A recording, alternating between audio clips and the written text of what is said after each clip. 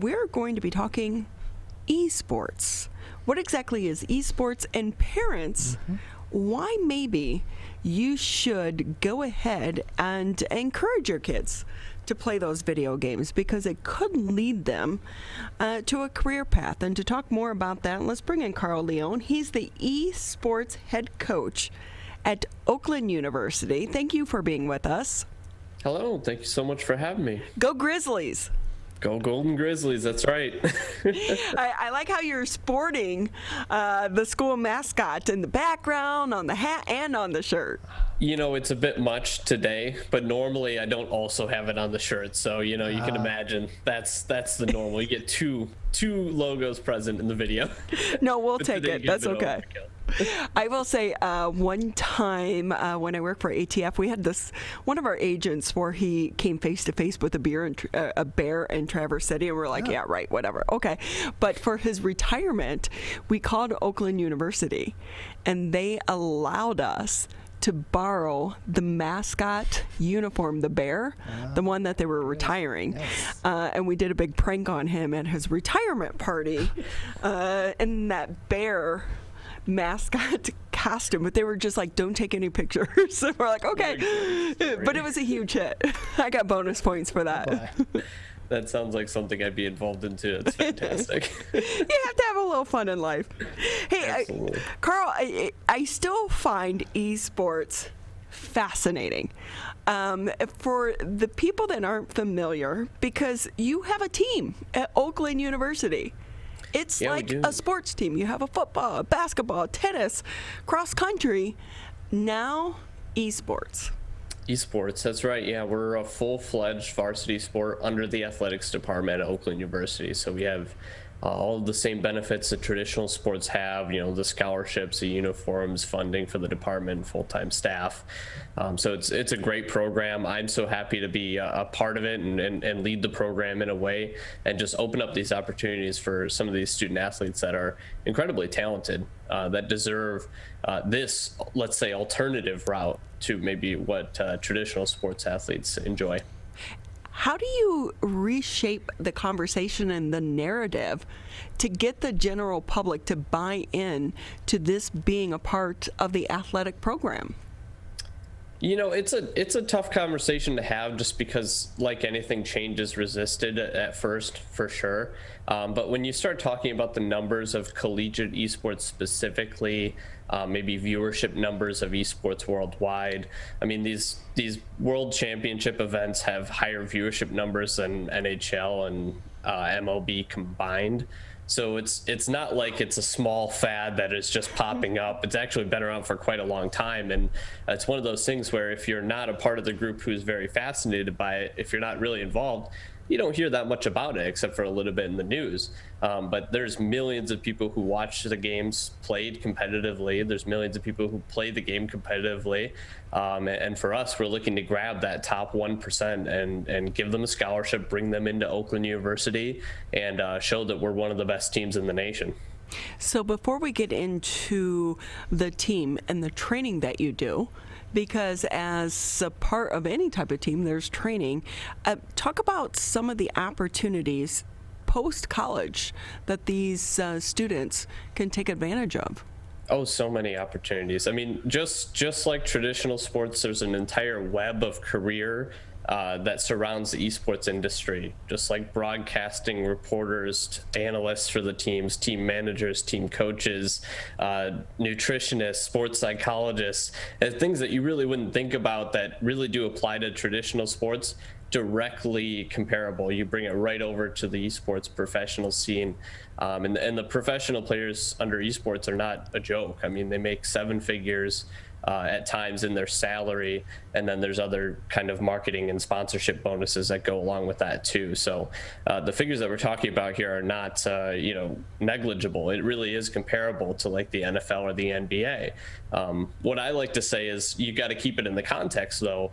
This is all the top 0.05% of these millions of people who are competing, right? So just like the NFL, you know, there's only that small amount of people that get in, and when they get in, they're rewarded as such. So how important, though, for people that are interested to try to join a team such as yours there at Oakland University, and what type of training do you actually do?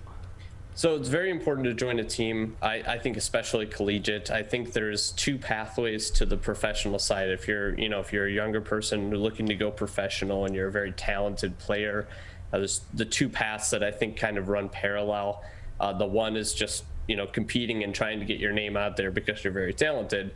The other one, which I of course promote more, is getting an education while you're doing this on the side. And what that allows you to do is, one, it gives you the backup of, well, you could say backup, but really you're getting your degree. And so it's not I'm going around my education and going for gaming. I'm doing both at the same time. These students are in the STEM industries, they're in management, they're getting legitimate degrees, not focused specifically in esports. And so if they'd like to work in esports after they graduate, they can. If they'd like to go professional at any point, if they get picked up by a team, they absolutely can do that too. And I think that's a better choice for some of these student athletes. But anyway, as far as their training is concerned, it's an interesting case because for Oakland University, we just opened up our program in the fall.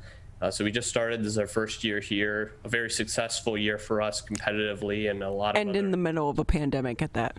Oh, and that's what I was about to say, is starting it first year in the pandemic is just so crazy because, a lot of the things that we had planned for our training, like weekly workout sessions as a team and other in-person events that just kind of got shut down, because you want people to be safe and you don't want to harm anybody because we're doing something we don't need to do. So some of those other extra areas have been kind of pushed off a little bit, and hopefully we'll be able to revive those next year. But our typical training for a team looks 15 to 20 hours a week, 2 to 3 practices within the week, and 1 competitive match or 1 competitive night, I would say. It depends what the game is, because under esports, we have multiple competitive titles, and so it kind of varies between those. We're talking with Carl Leone. He's the esports head coach at Oakland University. I know that you recently added the game Overwatch. That's right, Overwatch. Or you're going to in the fall season. And I will say, when this comes across in my show notes, I'm like, huh? But I'm guessing that's really the reaction from most of the general public, right? Absolutely. Why does that matter? Well, I would just put it this way. Right now we're in the infancy stage of collegiate esports, but I see it in 5 years looking almost parallel to an athletic department in general. And I could see it being an esports department because right now it's being considered a sport under the athletic department. But in reality, it's multiple sports. We're talking about having Rocket League, League of Legends, Smash Brothers, Overwatch, very different titles. It's like having soccer, basketball, and football all under one coach and all under one program. It's kind of a weird dynamic right now. But I think when we're moving forward, you'll see that start to spread apart, and you'll really see like a director of esports and then an esports department in itself, different games. But the important of adding Overwatch, the important part of it, like I said, it's very different from the other games. It's a shooter title. We haven't had any other shooter titles in our game. So typically players who are very talented at one game may be talented in another, but as far as what we're concerned, we're looking at is that top 1%. Millions of people play worldwide. We're looking for that top 1%, the very, very talented player. And without Overwatch or another similar shooter title, we're missing out on giving that opportunity to student athletes who are really talented, who could benefit from this. I mean, I went through this exact path myself. I was an esports athlete at Robert Morris University on scholarship, and then I graduated and moved into this position. And I can tell you, I grew so much as a person because I learned to be on a team and developed some of these leadership qualities that I have and other soft skills that I probably wouldn't have developed being, more of an introvert and a gamer at the time. Being on a team is very important, and I think adding Overwatch lets us open up the doors and give that opportunity to a wider range of students. We know that Oakland University is one of the colleges helping to lead the arena in esports. With that, do you think it's going to help the university attract people to the college? Absolutely. I mean, I don't have the stats for this upcoming year, but for last year when we first announced the program and we ran tryouts, we had over 250 people apply to try out. We ran tryouts with 50 people, and this was co-ed. We had male, female participants in it. We had applicants from all over the U.S. and some international students too applying to try out. So it's definitely something that I think will attract people to Oakland University who might not have considered it as an option before. So I'm really excited about that, and the entire athletics department is excited too. So you have tryouts coming up here Yes. at the end of April. Do you want to talk about that? Absolutely. Tryouts for Overwatch on the 23rd and 24th of April. That'll be Friday and Saturday night. If you're interested, you should go to oakland.edu/esports. You'll find an Overwatch page there that you can apply, and I'll go ahead and read through your application and see if you're fit for the tryout phase.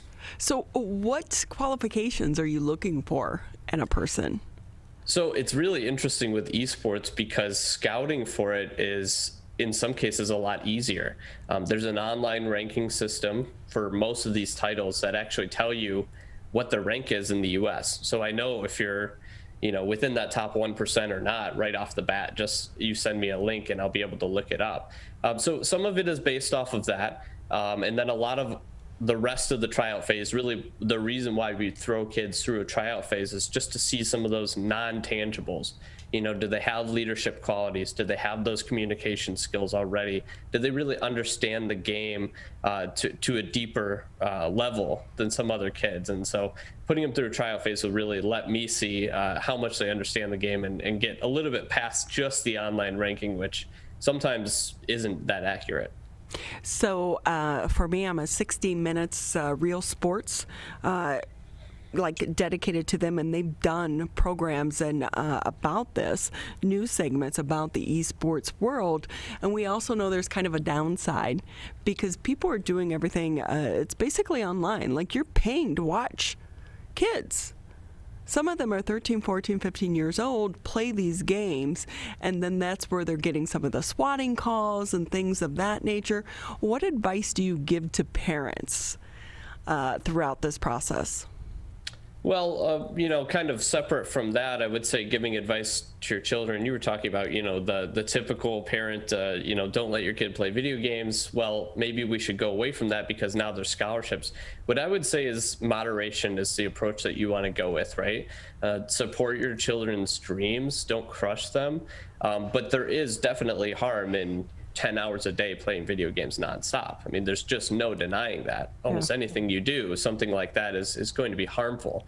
So you got to do it in moderation. And I think what you want to touch on if you're trying to reach through to your child who's really interested in gaming is my perspective as a coach and a former player is that these nonstop, endless hours of grinding is actually harmful and does not help you get better at the game. I find that short bursts of really effective goal-oriented play, so 2 or 3 hours where I have a goal at the beginning and then I review it at the end and see if I improved on this one area, is much more effective than 5-6 hours of nonstop playing where you tend to, I call it autopilot. You're just playing and you're not really paying attention anymore. So that would be something that I would highly encourage is moderation. Don't let just because there's scholarships out there doesn't mean that we should just be playing nonstop and encouraging that behavior. So that's what I would touch on there. As far as security and the swatting, I think that's something that only happens to people who are very famous. So it's something that most people who play games, most parents who have kids that play games really don't need to worry about. What we're talking about is they stream their matches live on Twitch and they'll kind of commentate with the crowd. They might have 20,000 people watching them live and something gets revealed about their address and then somebody pulls a prank on them and calls the police. But it's not something that most gamers have ever had to deal with. I've never met anybody who ever had to deal with that. So I wouldn't be concerned as a parent on that end. Well, Carl Leone with us. He's the esports head coach, Oakland University. Always fascinating to have you with us. Hey, if you ever want to play Miss Pac-Man, I'm your girl. Yeah, it sounds like a good time. Let's do that. I'm old school. What can I say? You'll probably beat me up at it. It's been a long time for me. My husband actually has an old arcade game in our basement. I think it's a Superman one. Okay. Oof. It sounds great. Yeah, he's a collector though, so you can't really touch it. Oh, well, that's But it not looks as good fun, in the then. corner. There's a quarter in it though, so you don't even contaminate it with other Oh, quarters. no, So, don't do that. Right. Girl, great to have you with us. We so appreciate your time. Absolutely. Thank you so much for having me.